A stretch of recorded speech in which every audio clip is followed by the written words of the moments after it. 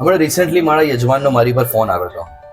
એમનો પ્રશ્ન એવો હતો કે આપણે જે લગ્નની તારીખ કાઢી છે એ દિવસે પંચક છે, તો શું એ દિવસે લગ્ન કરાય?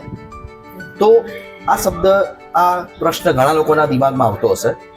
તો તમને બધાને એક વાત કહું છું, પંચક હોય ત્યારે કોઈનું મૃત્યુ થાય ત્યારે એના શવને જ્યારે અગ્નિને સોંપવામાં આવે છે, એ અગ્નિનું નામ ક્રવ્યાદ અગ્નિ છે. ક્રવ્યાદ નામનો અગ્નિ જ્યારે પંચક હોય છે ત્યારે 5 શવની બલિ માગે છે. એટલે જ્યારે આપણે કોઈનું મૃત્યુ થાય છે ત્યારે 5 ડાબના અથવા તો લોટના પૂતળા બનાવીને આપણે એમને અગ્નિમાં, જે મૃત થઈ ગયા છે એમની સાથે સમર્પિત કરીએ છીએ. પણ જો લગ્ન છે તો એમાં ક્રવ્યાદ નામના અગ્નિની કોઈ જરૂર હોતી નથી.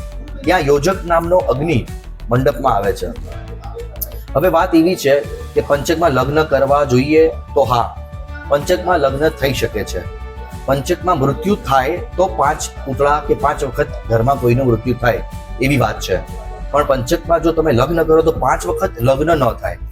એટલે પંચકમાં લગ્ન અને શુભ કાર્યો પંચકમાં થઈ શકે છે. નમસ્કાર.